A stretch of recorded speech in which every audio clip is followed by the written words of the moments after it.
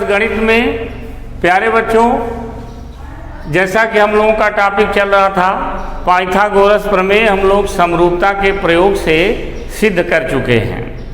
Pythagoras प्रमेय में जो आपको बताया गया था, हमने बताया था कि पाइथागोरस प्रमेय जब हम समरूपता की सहायता से सिद्ध करते हैं तो हमें कुछ डेफिनिट, एक निश्चित इसमें लक्षण दिखाई देता है, जिसके बारे में आज हम मेंशन कर रहे हैं। इससे चैप्टर के लगभग सारे क्वेश्चन सॉल्व हो जाएंगे।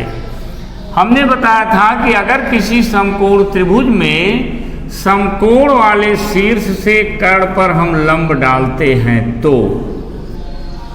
यहाँ पर हमको 3 समकोण त्रिभुज मिलते हैं। ए बी सी समकोण त्रिभुज, ए डी बी समकोण है, बी डी सी।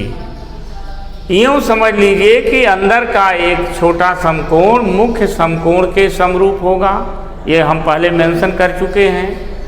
फिर अंदर का दूसरा समकोण त्रिभुज इस मुख्य समकोण त्रिभुज के समरूप होगा। अब यहाँ पर कुछ लॉजिक है, कुछ लॉजिक है जिसे हम सदैव याद रखेंगे।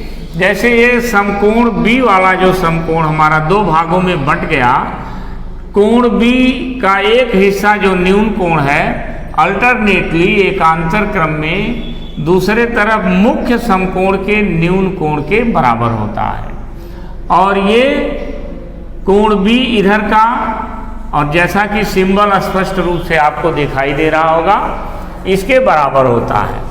इसमें कितनी समरूपता हमें मिलती है आज हम केवल उसी पर चर्चा करेंगे।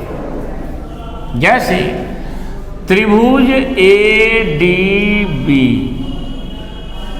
समरूप त्रिभुज ए बी सी बताया था, यहाँ भी बता दे रहे हैं। कोण ए, विकास या एक बार फिर सुन लो जो बच्चे नहीं देखे होंगे। समकोण त्रिभुज ए डी बी तथा ए बी सी में कोण ए बराबर कोण ए कॉमन है, उभयनिष्ठ है। कोण ए डी बी बराबर कोण ए बी सी दिया है, प्रत्येक समकोण है। तो शेष कोण जो बचने वाला बी है ए डी बी में, ये बी ए बी सी में इस सी के बराबर हो जाएगा। एंगल सम प्रॉपर्टी के हिसाब से या त्रिभुज के तीनों अंतःकोणों का योग फिक्स होता है, 180 डिग्री होता है। अब हम इसको समरूप कर सकते हैं इस प्रकार लिखकर, अतः शेष कोण बी बराबर कोण सी। त्रिभुज ए डी बी समरूप त्रिभुज A B C. A D ratio A B बराबर D B ratio B C बराबर ए बी रेशियो ए सी। ये इक्वेशन फर्स्ट है। दूसरी समरूपता हम इसमें ले आते हैं, ठीक इसी प्रकार से त्रिभुज बी डी सी तथा, या ऐसे हम सीधे बता दें ए बी सी के समरूप। अभी आपने देखा, अब यहाँ सी कोण सी के कॉमन है और संगत क्रम भी शुद्धता से लिखा गया है। लास्ट में कोण सी है तो यहाँ भी कोण सी, यानी बी डी सी में कोण सी वही आ रहा है, ए बी सी में कोण सी वही आ रहा है।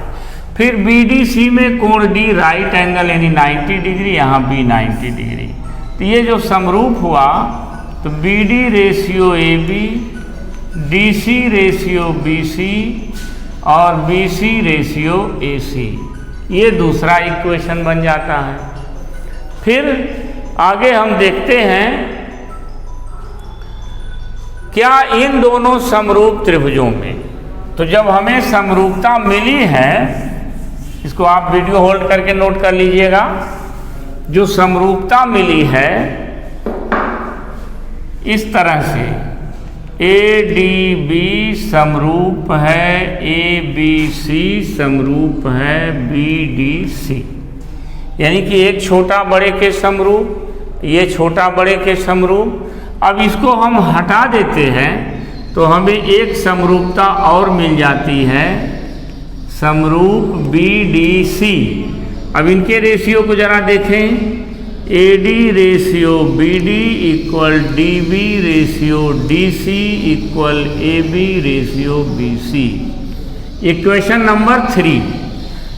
इतनी समरूपता आप अपने दिमाग में पढ़कर याद करके रखिएगा। कोई भी क्वेश्चन, हम आगे इसी चर्चा को आगे बढ़ाएंगे नेक्स्ट वीडियो में, कोई भी समरूपता से रिलेटेड क्वेश्चन इस 9, 3 रेशियो यहाँ और 2, 3 यहाँ पर, इसके भी 3 भुजाओं का, फिर इसके भी 3 भुजाओं का, फिर प्रथम और अंत के बीच 3 संगत भुजाओं का जो अनुपात मिला है, कुल 9 भुजाओं का अनुपात आपको मिलता है। चैप्टर का कोई भी क्वेश्चन इन 9 अनुपातों के बाहर नहीं जाएगा, जिसकी चर्चा हम आगे करने वाले हैं।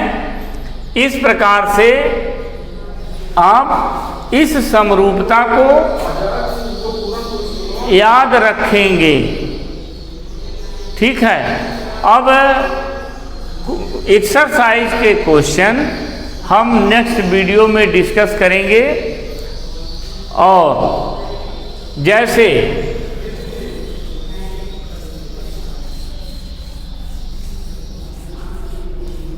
यहाँ पर हमको इन तीनों रेशियो को एक साथ लिखना होगा।